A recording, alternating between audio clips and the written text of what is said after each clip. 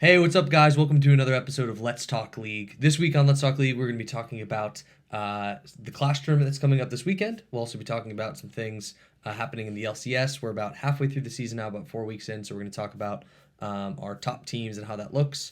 And then last but not least, we'll go over some international news before we're done. So without further ado, Let's Talk League. All right, guys. So thanks for checking us out. We're excited. We're trying a new setup here on YouTube. So if you guys are watching us on YouTube this week, the idea is that we're trying a dual camera setup instead of a side one. You guys can kind of look at us as we kind of talk to each other. So we're across the table from each other. Yep. Set up some lights.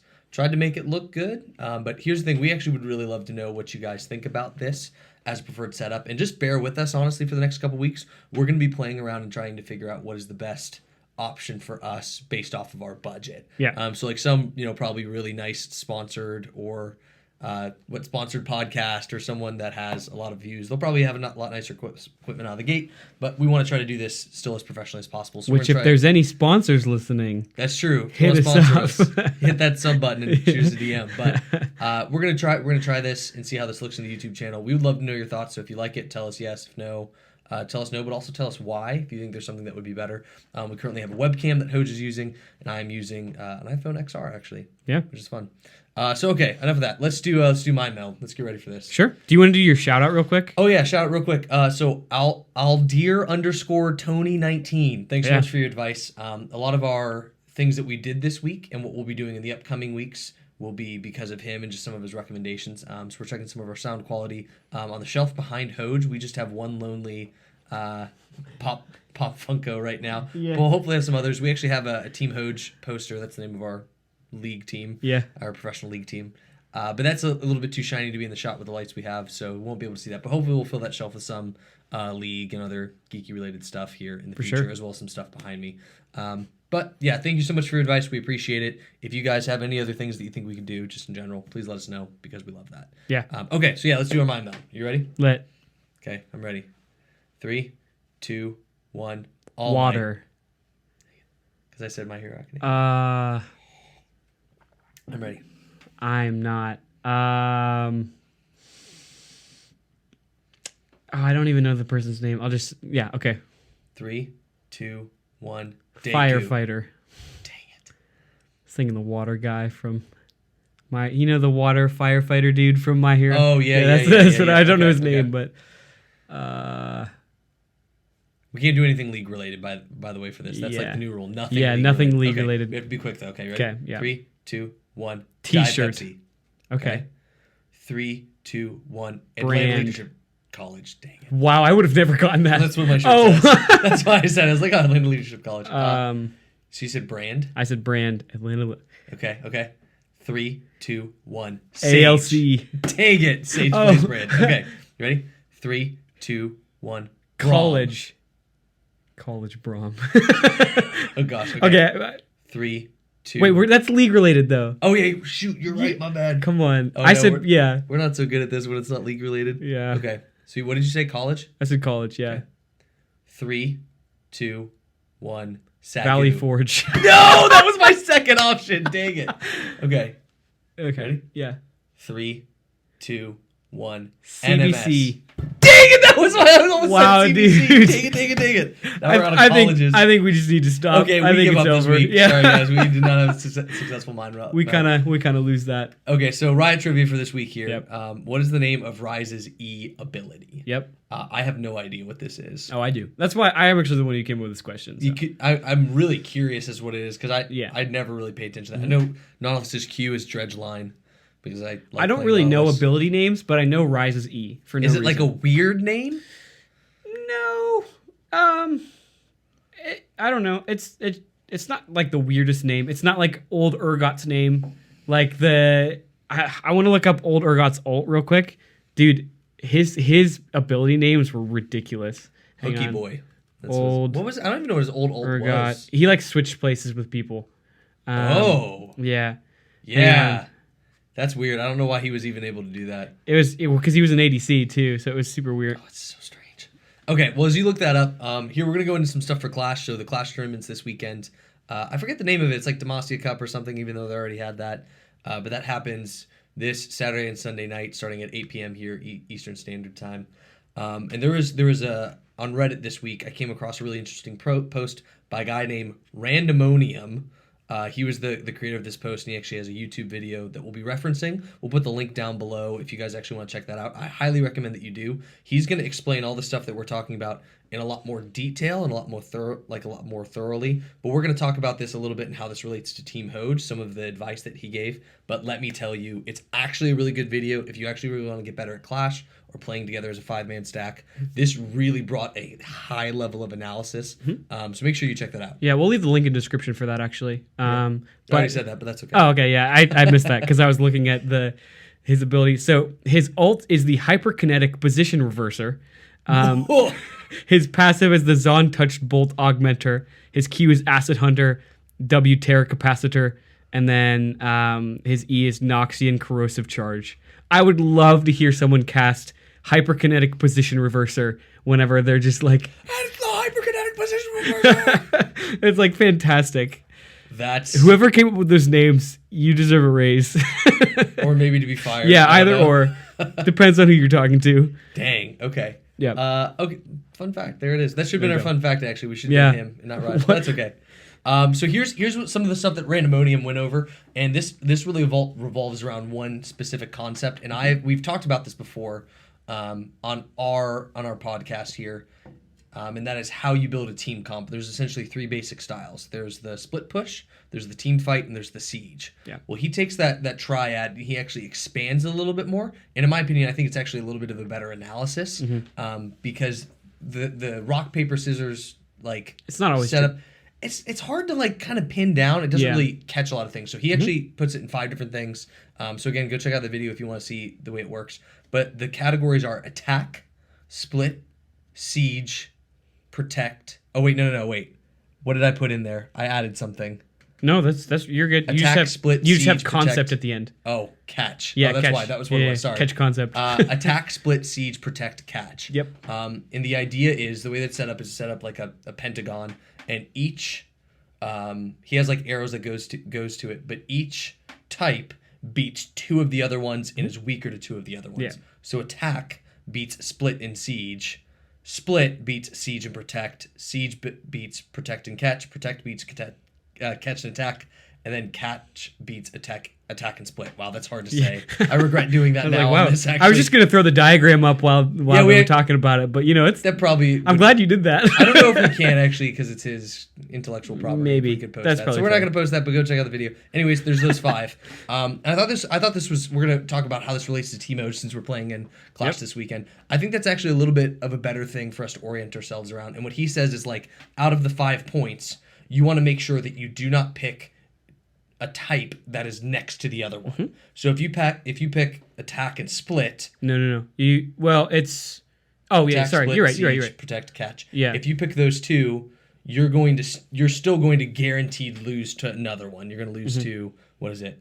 They both lose to catch. So a catch team comp will beat you every time because you built your team around those 2 team comps. Yep. So what he's saying pick 2, but make sure they are not adjacent to one another. Yeah. And this was a more refreshing way I feel like for us to think about it because before Team Hoje was always just, hey, we're a team fight. We're not going to siege, we're not going to split foot. We're just going to team fight. We're going to team fight. But actually within this, we could be an attack team comp or we could be a protect or a catch team comp. I don't think we're a split. I don't think we're a siege. Yeah. But having those 2 additional categories makes me see I actually could see us in one of those I think 3. I think protect is one that's hard for our team to adjust around because it would require a ward. I guess not entirely. It would require me and our mid laner to be more scaling, and the rest of the team to be supportive. So. I mean, I guess technically you could have some carry top laner, but probably not. You probably want something like a tanky Ornn or Maokai or something, and then a Karma support, and then maybe a Sejuani jungle. Yeah. So that way you just have peel for a Kog'Maw and a I don't know Vladimir. Let's just say. Yeah, you really want to beef that up. I think naturally from a Team Hoje standpoint, we're probably most naturally attack. Yeah. I think we've said this before, even last time when Clash happened. We just thrive in the chaos. I don't know why that is. Yeah. It's a very probably bronzy strategy. I'm not saying that with pride. We probably do catch more than we do attack, actually. You think so? Yeah, because I don't think our 5v5 team fights are always clean. But like, I don't feel like we play traditional catch champions. Yes, maybe but it's just the low elo. I think the style that we play is catch, because we're never like let's handshake five. Like we're always like, oh, let's look for someone out of position and then catch them out, and then we're never like the British who are like, let's line up and then we'll be in we're like guerrilla warfare. Like let's try and that's find fair. Yeah, we play a lot of like engage, quick decision making team comps. That's actually a fair point. But we don't play often really well traditional front to back team fighting. Yeah. That's probably a little bit more of an attack. There's times that we do. I don't think we do that terribly. But I think that is probably a little bit more fair. We're a little more opportunistic. I think in comps where it's like you're playing Malphite and Dave's playing Yasuo, it's almost always like an attack rather than a catch. It can be a catch. See, the thing, it's like attack and catch are really similar, but like it's just slightly different in my mind, where it's like both comps. Like, if you pick Malphite Yasuo, you're a good attack and you're also a good catch. Mm-hmm. So that's kind of like multiple champs can fit into multiple different things. Like, Caitlyn's really good at sieging and, like, could potentially fit into a protect. Isn't, like, the best, but, like, you could protect a Caitlyn and do pretty well. But here's a little bit of the nuance between the two. Yeah. So, catch, if you think of this quite literally, they usually play champions that traditionally can catch someone out. So, any champion with a hook. Thresh, Blitz, Nautilus, even Malphite. I know I'm going to say that I think he can, like because Pantheon. Of how quick he can go in. Pantheon. Anyone that can go in quickly and like allow there to be an instant decision that's made, or allow you to take an opportunity. Like you set up good vision, you throw out a hook, you grab them, and you engage. Yep. That's a really nice way to do catch. And then you have a lot of ability to burst them down quickly. Mm-hmm. So maybe a Syndra, a little bit more than an Orianna, although Orianna's like still in a good spot. Right. Whereas like in an attack team comp, you are looking for more front to back, like formations. Mm-hmm. Usually, obviously, where there's a lot of vision, but like outside of the narrow like nooks and crannies of the jungle, maybe a little bit more in the river or in a lane, or like right in front of like an inhib tower, like where there's a little bit more space. That's where I think those thrive a little bit more. And catch requires you to play around vision a lot more. Yeah, and I think attack also requires you to play around your ultimates a lot more, like your cooldowns. Mm-hmm. Whereas like you're probably not going to take a fight if your Ornn and your Sejuani don't have their ults up or something like that. Like or you're just going to have to wait until things go down, because you're going to lose the fight, because part of that comp is like when we're at full strength, we're going to win a 5v5. But like if we are 2 ultimates down, we're probably going to lose, even if we're like 2k gold ahead. Yeah, that's fair. Yeah. So the next thing is, that's the 5-point concept. Where I think again, I probably catch and attack, which makes us susceptible to siege. Yeah. Protect. Well, and I think part of that too is we were always like, man, we have such hard trouble against Jinx, and it makes sense because we play attack and well, I think attack technically beats siege. Attack beats split and siege. Split beats siege and protect. Protect beats attack, right? Or catch? Or am I thinking of this wrong? We really should listen. Go look at it. I'm gonna pull it up. Bring up the video. Don't play the music to it. We're gonna just show this to you, because I as we're saying this, I thought I did the research on this, but now I'm like second guessing myself because we're afraid. But anyways, he'll look that up. As he does that, here's the next thing that Randomonium suggests within Clash, and that is rating your champions. Now he goes really hard, and he actually says like rate all of your champions, like literally every single one in the game on a scale from 1 to 10, and don't put more than 15 to 20 in a category. So if you're like a level 10 on someone, don't put more than 15 to 20 of those, and you go all the way down the list. Yeah. But go ahead. So attack beats split and siege. Yeah. Split beats siege and protect. Protect beats attack and catch. Mm-hmm. Catch beats attack and split. Okay, so we did have that right. Yeah, so the two ones that we play primarily are really bad against protect. Yes. Which, if you have a Jinx, I mean, it can be a siege because of the range, but it's usually a protect, which is why we play bad. Yeah. It's weird that we often, I feel like, lose to Tryndamere too. Yeah. He's more of a split, but we won't analyze that here. That's another. We're just bad. Yeah, true. But yeah, so rating your champions. I don't think we want to do this as Team Hoje. because that's kind of a lot. I don't think none of us have the capacity to rate all of them, but I do think it encourages this. Here's the baseline principle. You should be rating your champions and know I am a 10 on these and a 9 on these, and you should force yourself to limit however big your champion pool and only pick a couple. I think a tendency for a lot of people is to assume, oh, I'm probably like a 10 on these 5. Mm-hmm. You should draw the line a little bit clearer and understand what a 10 and a 9 is. Yeah. Like, if you have that many in your 10, you need to make the pool a little bit. Like, you need to define it. Obviously, it's only based on yourself. It's not based on, like if you're a support, it's not based on Afromu or, like, I can't imagine that everybody, like, if you have... Because, like, my 10 is probably Senna right now. Mm-hmm. And I can't... Nothing is even close to that. Like, my Senna's really good, but Senna's also just really good in general. So, like, I'm not going to say, like, wow. But, like... My 9 would probably be Varus because, like, I don't know. My Varus is just easy. He has a lot of utility. Mm-hmm. But, like, nothing. I can't imagine. If you're like, I have 5 10s, you have to, like, think, what do you prefer to play the most? And what do you have the highest win rate on? Because you might think you're a 10, and then you check your Ezreal win rate, and you've played 10 games, and you have a 0% win rate. Not adding myself or anything, but really? Yeah, I'm not good on Ezreal. I was like, I'm not bad, but I think part of it is just I don't know how to play him in mid game. But besides the point, yeah. So let's actually stop there. Just pick your top 3 champions. Give me your 10, your 9, a 10 and a 9 and an 8. Assuming you have 5 to 7 champions that you could play in Clash. What is your 10, your 9, and your 8? I would probably say Senna's my 10. I would say Varus is a 9. After that. Maybe I would go, even though he's not meta, I would probably go Kog'Maw. Because when Kog'Maw was meta for me, I played him all the time. And I was good at Kog'Maw, but he's probably my 8. It requires us, Team Hoje didn't always do the best to protect your Kog'Maw, which is, I think, part of the problem. Sage is the most aggressive Tahm Kench ever, and I would just die. No cap. It's insane. So for me on that, for my junglers, if I had to pick a 10, a 9, and an 8, I would still say my 10 out of 10 actually is Nautilus. Mm-hmm. When we did play Clash, that's the one we found the most success on. Right. So I would say Nautilus is my 10. I would then say Hecarim is my 9 and Rammus is my 8. Yeah. The Sejuani buffs I think go through tomorrow. Yeah. Or do they come through? They might have come through today. I didn't update lead today, but they were posted. I saw the patch notes. Yeah, I think. So I don't know. If the Cinder, Bammy Cinder has an effect on her, Bammy. I think it's Why do Bammy. I say Bammy? Bammy Cinder, whatever. If that has the effect I predict, I think she potentially outranks Hecarim and Rammus. She might become my 9. Yeah. Because she's my most played, like, that kind of style of jungler. But that's yet to be seen. So I would say Nautilus, Hecarim, Rammus are mine. So we want to encourage you to do that for yourself. Take an honest look. Avoid the urge to put so many super high or even super low or all in one category. You need to draw thinner lines and say, okay, this is actually this level of champion for me. Now, if you have a 20 champion pool, you can rank them more. But I think for most people, 3 to 5 is a comfortable range of like if you have 3, you should be fine.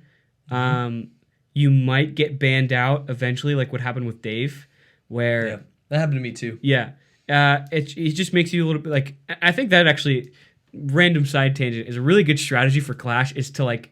Look at their worst player and make them the most uncomfortable. Not saying Dave was our worst player. No, not saying Dave was our worst player actually at all. Because Dave did super well in our Clash games. But you're picking someone and banning them picking someone. It happened to me too. But me specifically was saying pick the worst player. Like, I don't. I'm not going to call anyone on our team. But let's ban all these junglers because he's only played Sejuani, Olaf, and Rammus. Yeah, exactly. I agree.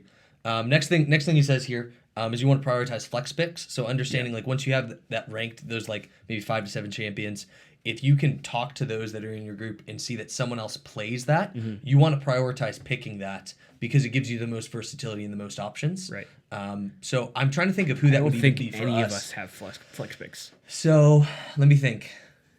So one of them that could be an example. So Noah's getting some reps on it this week, but is Mordekaiser. And I think Dave had played some Mordekaiser and did pretty well on him. So Mordekaiser I think is an option. Yeah. That could go either or. Maybe Ornn.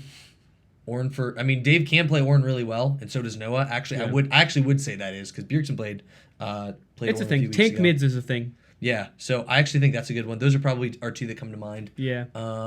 I can't think of any between me and Dave. even Sage and you, there's not really much. Sage and Noah, Yeah. not really anything. Yeah. But Noah, the nice thing about like Noah, and I will say this: the nice thing about Noah and Hoje is they're both ADC and top. Yeah. So if we needed to We flip could someone, yeah. they have a lot of ADCs in common. He has so, a really different champ pool than me too, where he's like Misfortune. Yeah. I'm like, I don't know, Senna or Varus. Yeah, he does Misfortune and Jinx. He was doing some Senna though, but Jinx. yeah, his Jinx is really good. Yeah. So yeah, like it's not just like what I guess both of you play, but they both have the same champ pool. ADC is the smallest, so because they both play that, if we pick up a Sivir, I think both of them would be fine on Sivir. Maybe it's not their top one, but they actually either one of them could play it, and we could pull a last minute switcheroo if we need to. It's like, oh, this is a great Aatrox matchup. Yeah, Well, he plays so- Aatrox too, but so- great Gnar matchup or something. Yeah. Yeah, so prioritize picking those first because then it gives you the most flexibility. Yep. Because if someone does get banned out, you say, okay, this person's going to play this and we're fine. Yeah. Next thing on there, and again, he says a lot of stuff here, but another important thing is draft at least 2 winning matchups. Yeah. What can happen is if you go all for late game scaling, you don't have any lanes that you're going to win. You're just going to lose unless they make a comedy of errors and you shouldn't win. Yeah. So don't pick, let's see, Gangplank, Sejuani, Vladimir, Senna, and Karma, because you're going to lose. Karma can bully a lane. Sure, that's fair. But Karma into Nautilus, Caitlyn. Okay, there we go. I was like, I don't know. Or like Morgana Caitlyn, yeah. Nautilus Draven. Oh gosh. Yeah. Lord have mercy. Yeah, that's a very early game team against. Yeah, I don't know. Yeah, that's fair. So yeah, make sure that you prioritize that. So when you're picking, you should be thinking, I'm picking this because I will beat them in lane. Right. And not just later on, but having that dynamic is important. One of the ones that's the most forgiving, he even said this, is jungle. Yeah. So like if you have proper pathing and proper warding, you can actually mitigate a lot of the aggressiveness of a jungle, unless you're playing someone like a Karthus, and then it's going to be a lot harder because you just really need to farm till 6. But by and large, you can really do a lot by just making sure that you have that, because then there's going to be balance. Like ADC and jungler are great first picks because like most of the time, and this isn't me just complaining, is like, oh, ADC main. It's like your support often will decide how your lane matchup goes. So if you pick Senna, you could pick Tahm Kench and play defensive, or you could pick Nautilus and look to like make it more kill heavy then. And like that is like, if you pick your bot laner, they can't really like counter you. Like they kind of can, but a lot of times it's dependent upon your support. So yeah, and support is kind of like this. If you're like cooking, support is kind of like your seasoning that you put on the food. Yeah. So you want to have like a good base there to work with. But the nice thing about support right now is if you need an enchanter, you can play it. If you need a tank, you can play it. Yep. If you need a warden or a vanguard, like within that, you can play it. There's a lot of things that you can do. And they can, I mean, a lot of supports really compare well with ADCs. Some don't have the best energy, but a lot of them do. Yeah.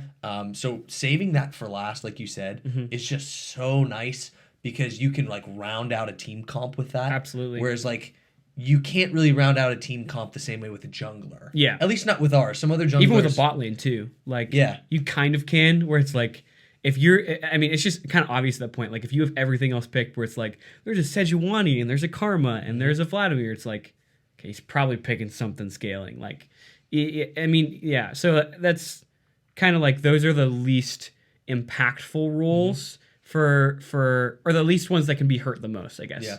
Yeah, I think It's like a weird way to say it, but no, I do. Yeah.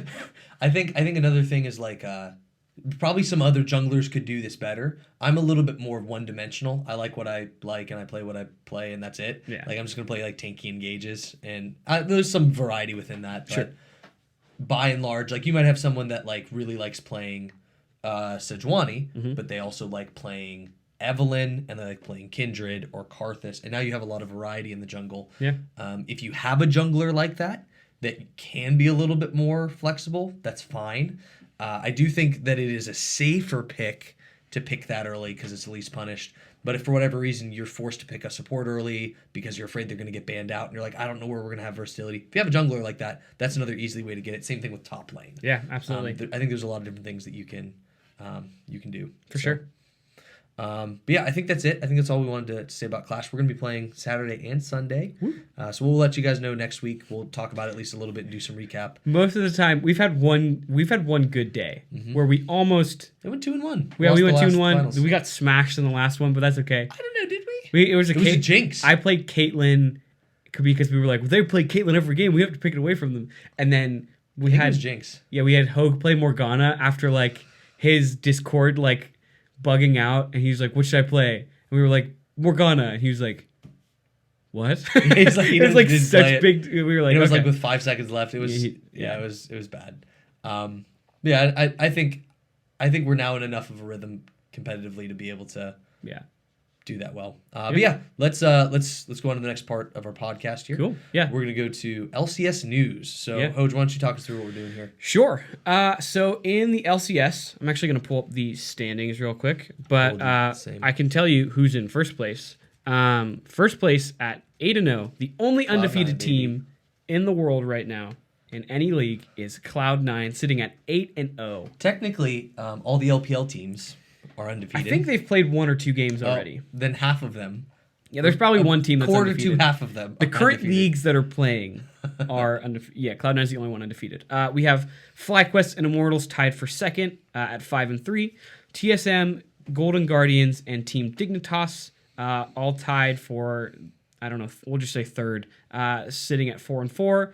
100 Thieves, Evil Geniuses, Team Liquid tied for 7th at 3-5, and then OCLG sitting at 1-7 and 10th.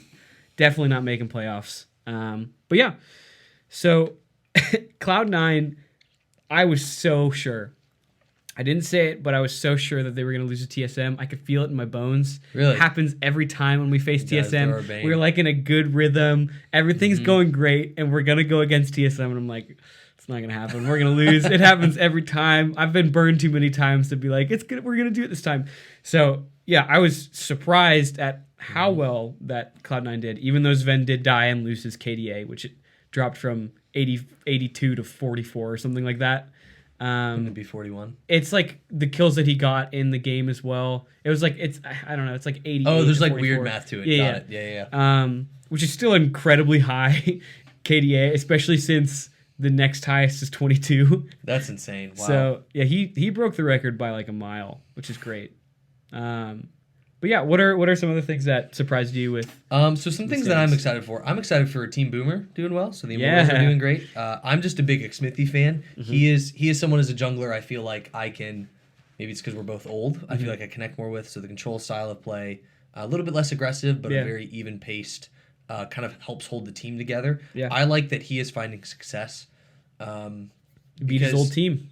Yeah, I think it's interesting. With so like Pobelter after he left Team Liquid, even when he was pulled on there, I remember thinking he's not the best mid laner. I mean, like he felt very like average and won, and then they cut him and he did very average. They 3-0'd both finals that year with Pobelter. He also styled on Jensen in the summer. He did, but I wasn't super. I'm just being honest. I wasn't super impressed with his career up until that point. I think he was propped up a little bit by Team Liquid. He also did great. Like I'm not robbing that achievement from him. He did great. Yeah. But I think even when he played last year, you could see like, oh, okay, he's not the same. I feel like even Pobelter's doing solid, but Xmithy is just cool because I have a lot of respect for him. He seems like less of a smack talk kind of guy, like Double Lift is, and I think it's fun to see him succeed, even at his age. So that's the thing I'm most excited for. Yeah, I'm also really excited that Golden Guardians is. Yes, that was my next thing too. Keith. They called him Keith McGrief. Not anymore. He's Keith McBrief again, and he is smurfing on Thresh. Yeah, it's so weird. Word. So I first of all, I love their jerseys this year. I wish they had more sponsors. Yeah, but they are the team that I am probably most excited for this year, and hope that they do well. I don't like seeing them at the bottom. I just think they're a cool brand and a cool logo. Yeah, they need a little bit more on the LCS broadcast. Mark Z. His like I don't know, it was like his hot take was like FBI is holding Keith back. That made me laugh so hard. I was like, yeah, agreed. Keith is gonna be the next core JJ, best support in the league. And C9 gave him up. Yep. Rip. We lost the offseason, boys. We lost the offseason. Yeah, so that's what I'm excited for. Yeah. What are you most surprised by with this? To be honest, I'm surprised by how poorly both 100 Thieves and Evil Geniuses are doing. Both of them are tied for 7th, and they both have not had signs of life yet. Where 100 Thieves, I knew they weren't going to be great because I didn't think Ryoma was going to pan out. I was like, he's going to be okay. Sure. But Evil Geniuses surprises me because they have Svenskeren and Jizuke, who I feel like are two really good pieces to carry some games. Like, I feel like they should be carrying games over Immortals. Yeah. I feel like it's just weird that they're sitting at 3 and 5. Like, they're tied with... They're close to CLG. Tied with Liquid. Tied with Liquid, yeah. And I guess Liquid's also another surprise. But I will give him more time because Broxa looked better on day 2. Apparently, he had gotten off the plane, and instead of sleeping, he went straight to scrims and then went on a stage. Yeah, which is hard for anybody. Exactly. So he looked like he was kind of inting on Lee Sin when he had 57 damage like the whole game. The poor guy. But yeah, I think Evil Geniuses is something I would agree with. And I will say this. Evil Genius as an organization with League of Legends, I think has dropped the ball the hardest out of these teams. Yep. So some of these teams you would look at and be like, oh, they've been in the league for a while. They have more history and more expectation. Like once a team's been bad long enough, like you go one of two ways. You think surely they can't remain bad for this much longer, or you kind of like, I guess, throw them in the dumpster and forget about it. And some people would look at Evil Geniuses and say, hey, it's the first time back in the league since whatever year. Like they should be better than this. Yeah. But here's the truth about it. They have some of the best players in the league. I get it. Kumo is like the academy top laner. Yeah. But you have the MVP with Svenskeren. You have Jizuke, who even though he came off a less than stellar year, very like average, is a player with a lot of high highs and has shown like a lot of potential in his style. Yeah. You have friggin' Bang, who's amazing, and you even have Zazel, who, even though I'm not a big fan of, is objectively, based off the data, a good support. Yeah. You have all the right pieces there as a team, and you are not winning. That is your organization's fault. Like, I actually look at them and say, even though they're like, I mean, I get it, they're at the bottom of the standings, they should feel the most pressure to do something. I agree. Because they have better pieces than other teams who are doing better than Immortals. Yeah, they have better pieces. Team Boomer. You have a better team than them, and you're doing that much worse. Like, that's frustrating for me because I'm a big Svenskeren fan. And seeing him go 1-7 on Jarvan was like, yeah, C9, Svenskeren, I love you. Yeah. It hurt my heart. What's really funny is like the Evil Geniuses thing when they came and they were like, we're going to take down Team Liquid. And then like their Instagram post recently, they're like, well, we're still close to taking down Team Liquid at least. And I was like, that's one way to look at it. Yeah, I think that's another thing now. Like they feel a little bit like a dog running with like their tail between their legs at the moment. Like they're like, we didn't do as good as we thought we would. Yeah, I mean they could still turn it on. I think they have the right pieces. And in my opinion, if they don't make semifinals, if they don't make top 4 for the spring split, I think it's bad. Yeah. I don't think with this roster, if you say, yeah, we're a 6th place team, we made playoffs, I would say with this roster, it's a failure. Yeah, I would agree. Like I would say a failure. Yeah. I would say like you did something wrong here. Yes, they just look very out of sync and out of sorts when they're playing. None of them look like they're like, yeah, we have synergy. It's all like, hey, we're 5 people trying to do something. Play league. Yeah. It's like our Team Hoje synergy. We're like, hey, gosh. we're Except going they would destroy us. Yeah, they would for sure. But yeah, so I don't know. Like some other teams, like CLG, it kind of makes me go like, ooh. I feel bad. We have a definitive 10th place team. Yeah. I like kind of feel like I feel bad for some of them, but like even with like TSM's journey, like I look at them and say like, okay, 4-4, they're not so bad. Did you see the Jensen interview with Team Liquid right before his game? Oh my gosh, dude. He's like, man, I feel like I'm trying super hard, and I feel like no matter what I'm doing, it's not working. He's like, I was like. He's like, I don't feel like I'm not working hard enough. I don't feel like I'm not putting in enough effort. I just feel like I'm trying and I'm failing. And I was like, oh, that hurts my Cloud9 heart because you did so well on our team. And it's like, oh. Yeah, but I like Jensen. I think Team Liquid will pick it up. Yeah, I think so too. So this is what I said, I think, last week. I'm going to say it again for posterity here. Yeah. So I think this week and next week, in some combination of that, they will go 2-2. If they have a 2-0 and a 0-2, or 1-1 both times, I think they'll go 2-2, and they'll. Oh, actually, I'm sorry. I'll pause. I think I'm gonna change that a little bit here. Mm-hmm. I think by the end of this week and next week, they will be sitting at an even. What is that? We played 8 games. There's 4 more. 12, 6-6. Mm-hmm. They will be an even 6-6. So they're 3-5. I guess I'm saying over the next few games they're going to go 3-1. Okay. They're going to go 3-1, and then here's the bold prediction. I think they pop off after that. Okay. I think they become a top 3 team, or maybe the second place team. Okay. Can I ask you a question? Sure. So out of these teams, which one do you think they're going to be? So they have Evil Geniuses this week. They have Clapped. Team Dignitas. They have Clapped. TSM. They have 100 Thieves. Those are the 4 for the next 2 weeks. Yes. Okay. So Evil Geniuses, 100 Thieves, Team Dignitas, TSM.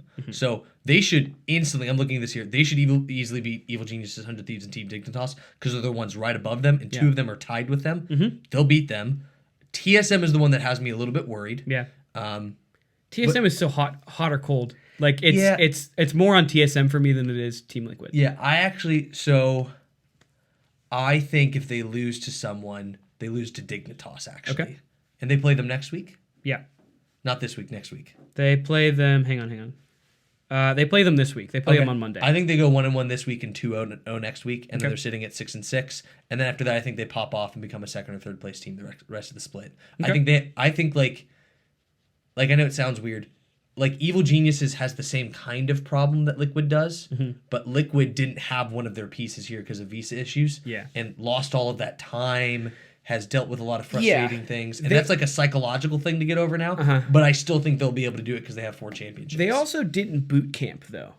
Team Liquid which I think is a bad move from just like I don't know. It doesn't seem like a smart move to like not boot camp. Yeah, it sends the message we're not that hungry for this. Yes, I think it sends that like 4 championships has diluted our hunger for a 5th. Like we don't. It's like if we win, it's great, but if not, like whatever. It's who got? I know obviously Vulcan and Sven got really high. Someone else did in China, not China, Korea. Korea. Excuse me. Keith Keith did. I'll just go Keith. He did great. There's someone else. It'll come to me as we go on. But yeah, I think so. That's my bold prediction. I think TL ends as a top 3 team. Okay. Probably, I would say second place. Yeah, my opinion. That actually. Why don't we just go right into my mid-season power rankings then? Okay, let's do it. So this is based off of current performance. I'm not doing it based off of. Well, I guess I could. I'll do it based off of where I think teams are going to end up by the end of the split. Because I didn't really get to do the beginning of the season power rankings because technical difficulties and whatnot. Yeah, it was so frustrating. We'll just say, hey, I get a little bit of a cheat and I get to see like what teams do I think are gonna do it. So okay, so you're starting from the bottom or top? I am starting from the bottom. I'm gonna react to this, right? Yeah. Like I like this. This is number so much 10 better for me. Okay. This is an easy one. CLG. Okay. I don't think I bet you they're gonna end 3-16 or 3-15. 3-15, yeah. Yeah. I think Wow. I think they are going to hand Cloud9 their first loss. That's my bet. Because It's a very Cloud9 it's thing just to a very happen. Cloud9 thing to happen. Yeah. It's a very CLG thing to happen. Where like you're a terrible team, but you're just gonna turn it on for one game and ruin the 18-0 record, and I'm gonna be so mad about it. But I think they're gonna do it. I don't think they're gonna do it this week because they do play them because they're the last team in the round robin. I think they're gonna do it the next time they play them. Okay. So yeah, 10th place got CLG. I won't argue with that. That's Okay. That's fair. In 9th place, I have 100 Thieves. Okay. I think they look the shakiest out of every team so far, outside of CLG, obviously. I think they look uncoordinated, and the 3 wins that they have not been convincing. Like, Ryoma doesn't look good, and I think Meteos looks a little bit sloppy with his pathing, and he just gets caught out. I don't know. Someday has popped off in a few games, but I don't feel like it's never the proactive result of 100 Thieves. It's always like, they made a mistake, we're going to capitalize. Mm-hmm. And so I don't feel like they are on the up and up. I think they're actually going to be trending down. That's fair. I think I'm going to add to that, and I won't argue with that one. I think the thing they have going against them is, and this just still feels weird, is the whole Meteos and Cody Sun thing. Yeah. Like, going back to your ex is exactly... I literally think I said that before. It just feels so weird going back to your ex players like that. I mean, if it was one, I would almost get it. I'd be like, okay, the return of, like, this person, cool. But when it's two, and there was so much drama around both of them, it's like... Ooh, that's weird. Yeah, I don't know, and like part of me, like, in order for me to buy into it, needs like some reasoning, and I feel like I'm not gonna get any reasoning. I feel like it's just gonna be like, yeah, I agree. I know I'm gonna get flamed for my predictions because I'm doing it less on. If I were to be super safe analytically, I'd be like, oh, this is what's going to happen. Cloud9's going to stay at the top, and FlyQuest will probably fall down at some point. And like, I'm just going to go based off of like, if I was making a March Madness bracket, let's say, and I had to predict everything, this is what I'm going to do. So I have CLG, I have 100 Thieves, I have, what was the one I just said last time? Did I say anything else, or is that it? Okay. In 8th place, I am going to put Team Dignitas. Okay. I think they are on a downtrend. I think they were really hot coming in, and then they've kind of got exposed, where I think they had an 0-2 week and then a 1-3 week or something like that. Or one week. 1-3. 0-2, yeah, 1-3. They played 4 games and they lost. Yeah, they had a 1-1 week and I think an 0-2 week. I'm not, don't quote me on that, but they just haven't looked as good as they did when they first came in. And I think other teams are catching up to them. So I'm going to put them 8th because I think they're going to die down a bit. In 7th place, I made the prediction. I'm sticking to my guns. Team Liquid's going to be in 7th place. They're going to be just shy of playoffs. Oh, I disagree. I think that the teams above them are okay. And the reason why I have them 7th is specifically because I want this team to make playoffs so bad. But I also think that they don't feel super motivated. And you think Evil Geniuses is going to do it to them? I do. Huh. Okay. I do. I think Evil Geniuses has more potential to turn it on due to the fact that they might be a little bit more motivated. I get, like, Jensen's motivated, and maybe the whole team behind the scenes is super motivated. When Doublelift was picking Senna, he had played 22 games in solo queue only. That was it. That's depressing to me. Like, that's sad. Team Liquid is supposed to be a good team that, like, presents a challenge for any North America team to get to an international tournament. Currently, the only challenge really is Cloud9, and everyone else looks like, you're okay, but you're not really good. Yeah. And so, for me, I'm putting Team Liquid 7th, and I know that's dicey, but I want to be dicey. So, okay, yeah, be dicey then. There we go. Man, I disagree with that so strong. I think they'll be a top 3 or 2nd place team. Okay, 3 or 2. Yeah, that's fair. I think that's reasonable. I'm just going off of like March Madness. Okay, in 6th place, I'm going to have Golden Guardians, the team that I wanted to make it over Team Liquid to be in playoffs because I love their team. I think they're great. I think Closer has been really good. I think he's a really key part in a lot of their wins. Golden Glue looks a little bit iffy from time to time. I don't know. He's not like the star mid laner that you want, but he's better than like Ica and Ryoma, so I'll give him that. And I think Keith is better than everyone expected. I think he got more comfortable. He's like okay with criticism, and he's just like starting to get a little bit more comfortable. And like maybe this is really just like a 4-game like, hey, he just played really well for whatever reason these past 4 games, and they go 4 in 18 games. Shoot, I shouldn't do math. 4 and 14? Yeah, 4 and 14. Maybe they go 4 and 14 for the rest of the split, and they end up next to CLG. That's like the total season is 18 games. Yes. So they go 4 and 14 the rest of the split. They would be. Well, you know what I meant. They end 4 and 14. Yeah. It's fine. So they lose 10 games. Well, I'm saying maybe, but I'm saying that I'm not predicting that. I'm saying they're going to make playoffs. Oh, I was like, okay, sorry, I misunderstood. Yeah. Understand. Yeah, so I think they're going to be 6th. Confused. I'm tired. That's okay. I was being confusing about it. In 5th place, I'm going to have Evil Geniuses. I think they have the potential to make playoffs. I think they're going to start to get things together, but I don't think it's going to be like enough to break past into top 4. I think top 4 is pretty solidified for me. which is funny because Team Liquid is not in it, and that's the team that everyone would potentially even still put first because wow, Broxa got in and they won a game and he was only delayed on sleep, which I don't know. I'm not fully bought into the Team Liquid train. Maybe next week I will be eating my words if they go 2-0, but I will say Evil Geniuses will be 5th on my power rankings. Okay. In 4th place, I'm going to have Immortals. I think they are kind of like what Clutch Gaming was 2 years ago, where they are good enough to beat the teams that are clearly below them, but not good enough to beat the teams that are above them. They're the line. So it's like, you're okay. Like it kind of separates the good teams from the bad teams. That's kind of where I have them placed. I think Xmithy is proving his worth. I think I kind of predicted that they would be better than what they everyone thought. Everyone's like, this is the 10th place team. But I was like, SOAS is good. And Xmithy has won 4 championships in a row. I don't see them being 10th. So 4th place is a lot higher than I had them before. I think I had them in 6 with my power rankings. I might have even had them 9th when I analytically did my power rankings. But I'm going to put them 4th in the mid-season. So going into top 3, we got Cloud9, FlyQuest, and TSM left. Okay. I'm going to put TSM 3rd. I think this is a very spotty team that has high highs and low lows, and their lows are very bad. They had a 7K gold lead against FlyQuest and lost.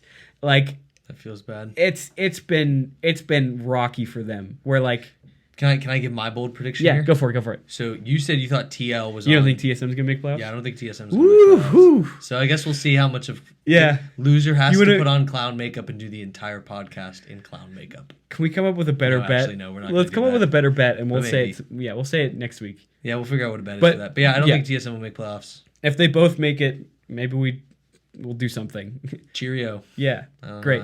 But yeah, I think TSM is good, but I don't think that they're going to be better than the team that I'm going to have above them. I think they have potential, but not all of it pans out all the way. You see their bright spots, and you're like, this team's amazing. Dardock is popping off, and wait, can I actually do this? Can I actually Can I actually talk a little bit about why I think that? Just real quick. Oh yeah, go for it. Go super long. Yeah. So here's actually what I think. I don't think Biofrost is going to sustain his path.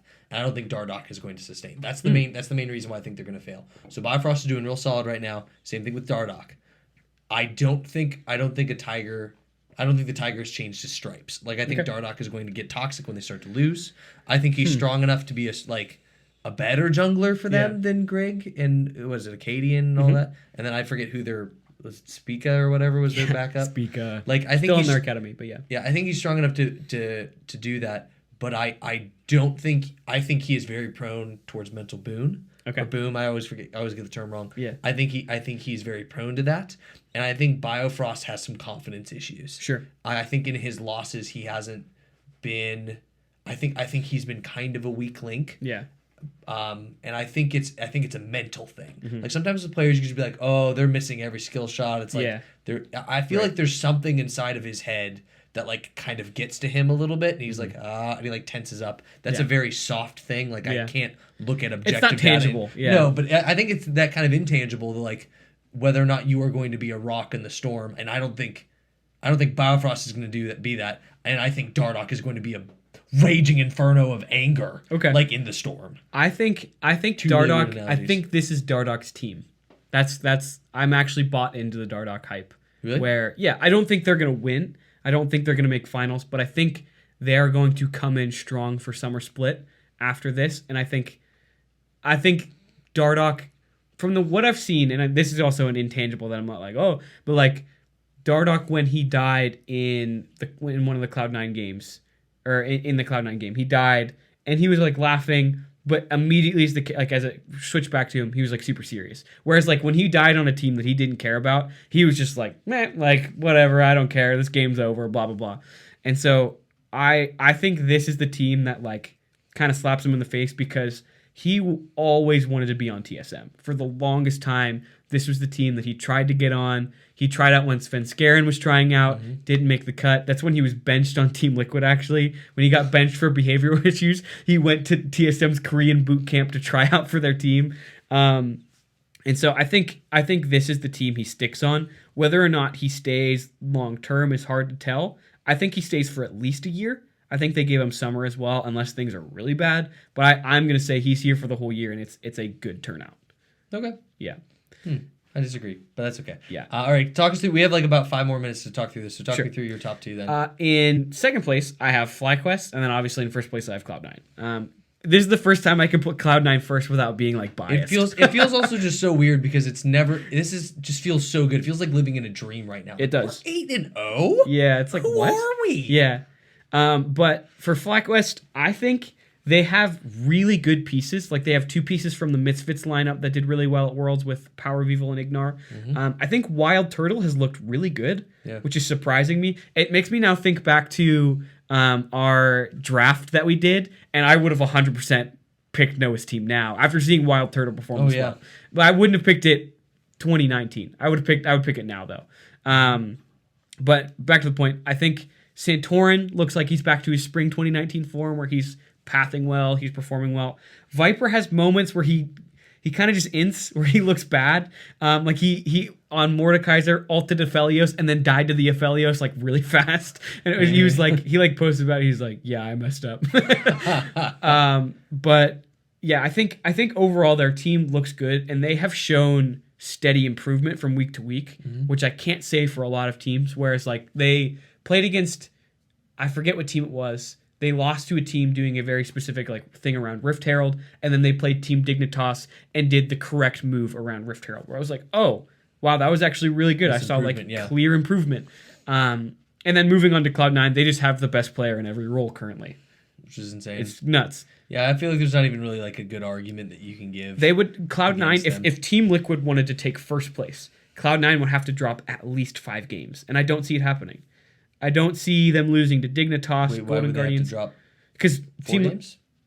Well, Team Liquid. Oh, Team Liquid. I don't know. I thought you said Immortals. No. Yeah, I mean, I don't think Immortals is gonna like the Immortals is gonna drop games. It's just they're Immortals. Like they're Team Boomer.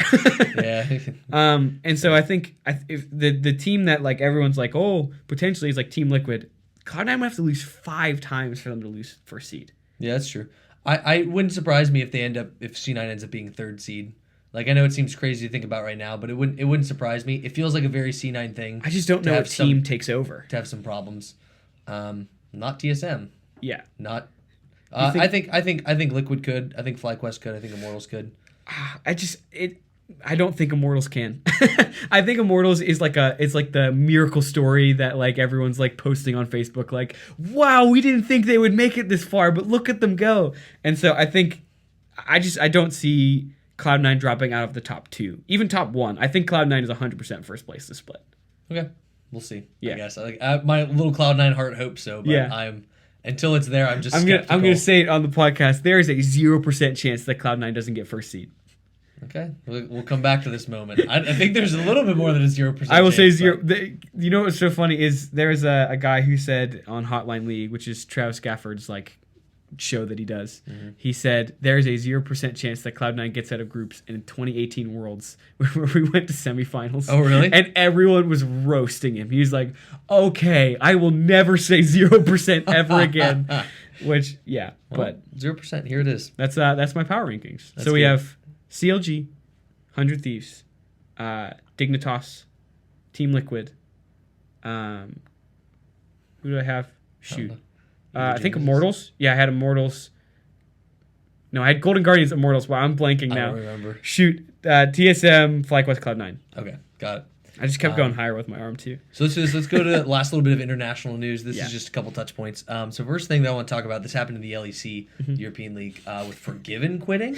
Man. Oh, man. This is wild. Because as soon as he quit, they beat G2. Yeah, which is insane. So here's the backstory. I mean, most of you guys already know this if you're watching this, but here's the thing. There's an ADC player who, was the rival of Reckless. Like, he was known as, God-given was his nickname. Yeah, God-given. Like, he was so good at ADC. He left for military service like he had to. I think for 2.5, maybe 3 years. It was like 2 years. 2 years, something like that. And then he came back, and people were losing their minds because they're like, holy crap, he was so good. And he was, like, peaking, and then he had to leave. Yeah. So the thought is, like, he could come back and destroy. Yeah. He would be so good. Yeah. And then what happened is he came back, he went 0-6 on Shulk, and then in the most unprofessional, childish, immature move I have ever heard of a professional player saying, he said, hey guys, I'm stepping down from my position.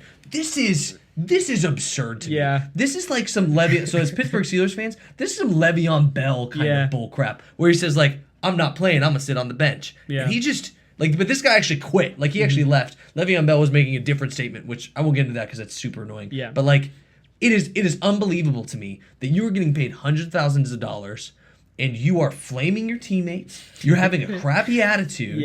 Because you think you're entitled to a good team that's focused on winning. You are I would say I think that's stuck up an arrogant attitude. Yeah. He's the reason why. I get it. Like they. Yeah. Wait. Sorry. I'll stop. No, I know you want to say something. No, you're like good. I really do think that like. Them beating G2 is funny and kind of memey. Yeah. I still think they'll be bad in the LEC. Like, I I don't think think so, Shulk hasn't fixed their problems. Yeah. I think it is kind of a feel-good story, though. Like, yeah, we beat G2, screw that. Like, screw Forgiven, we don't need them. But, like, I'm actually... It's moments like this where I get concerned for players because I think you have some things that you need to wrestle through that are so much more important than League. Yeah. Like, so much important than, like, just making money and having a career. You have some deep, like... things on the inside that you need to process, and I know I'm like getting really intense about it, but it actually makes me more it actually makes me more sad if I'm thinking about it because I'm like, man, I just want you to realize like I know you feel that way, but I want to like kind of shake you out of it and be like, hey, you're making up a reality for yourself. This isn't real. I love like, just picturing you like sitting in front of Forgiven. Like I'm sure he he's would just have, like F you. yeah, he would have some very choice words for me, I'm sure. If Forgiven ever finds our podcast and listens to this, I'm sure that's all what the comments are going to be. Dude, I mean, I get it. Like Forgiven, he stepped down, really unprofessional. He's been unprofessional his whole career. Like he's just kind of been like this toxic guy. Yeah. I don't think he was the problem for Shulk, even though they did beat G2. Yeah. I don't think Gilius is on their team. Like I think like some of his points about some of his teammates not playing the best. It's not necessarily untrue. Yeah, it's not untrue. It's just unprofessional. Yeah, and it's like a little bit of like hostile. It's It like is. okay, I get like like everyone else in the room kind of knows. Yeah, they're not doing the best. We get it, and like, he's just like not even acknowledging it. He's going a step further. I would love to see a compilation of how many smites Gilius has missed in like a 50-50 because it is hilarious. He cannot hit a smite, and it is so funny every time. Speaking of hitting a smite. Self promotion here for a moment. Played Olaf last night with you in a ranked game, and I stole Baron, flashing in, and then I got a triple kill because Olaf is stupid. Don't forget I ran at them. My 2 dragon steals on Senna. That's true. You have 2 dragon steals. One of them we started, and he took it. Like, Hoje, you outsmited me. I know. And I was like, oh, well. I was like, Q. I was like, okay, I should have smited. The other one, I think I actually stole from it was more of just like a 50-50. I just happened to get it. I was like, oh, okay. It was great. Yeah. It was very good. Give me souls. Okay, so last thing then is the coronavirus. For those of you who haven't been watching, this is actually a pretty serious thing happening in China. They're actually not playing at all, like no professional play. They've shut down a lot of major areas too. Yeah, there's a really good chance, and I think it's likely at this point, they will just not be at MSI, which in one sense is very sad because they're the 2-time defending world champion as a region. Yep. But in another sense, in like a little bit of a like optimistic sense, I am excited because it means when they do MSI, they will probably reshape it to allow a lot more emerging regions play. Yeah. And I, for one, just like seeing those leagues, and like so you'll get a lot more attention. It'll actually, I know it'll decrease China's viewership, which is huge, but it will feel cool probably for those other emerging regions to be like, oh hey, we get to send our second place teams to this now, not just first place teams. For this year, we get to do this, and maybe that even helps Riot renegotiate some things in the future going forward. So I'm sad about that. Like, shoot, I'm not even kidding when I say, hey, I'm a pastor, I'm praying for that. But like, I think it's exciting to see the emerging regions, like go. I think it's interesting too because it's like, and there's no way we can't make groups, and if we don't make groups, like make it out of groups this year. That is literally the worst thing ever because that means 2 emerging regions had to beat us out, and it's like, oh, that's so bad. Painful. Yeah, and I think it'll be interesting to see how everything plays out, because I mean, IG went 9-1 in the group stage last year for MSI. And they lost. Yeah, we're just not gonna have that. Like, that 9-1 dominance is gonna come from something else, and so It's true. Whatever that is, I actually think it is a good thing for whatever North America team goes, because it gives them international experience without playing against a team that's absolutely going to destroy them. Yeah. It allows them to like find their footing, which could be good for them, or it could be really bad because they don't find footing at all. So, yeah. And then it's embarrassing. Who knows? Yeah. But that'll be exciting. I think that's about all the time we have here today. So here's the last thing that we just want to say before we go. We want to know who you're excited to play in Clash. Like what your champs are. So tell us what your number one pick, 10 out of 10, you want to play this champion because it's your best in the comments below. But also like, comment, subscribe, tell us your thoughts about this, things that we can improve, things that you like. We would love to know. If you want to reach out to us, we have our Instagram and Twitter handles below. But my Instagram, at least for you guys, is Gilbos Wagons. Mine's Hoje Mania. Yeah, so make sure to reach out to us. And yeah, I think that's it. We'll Thanks so much for joining. We'll see you.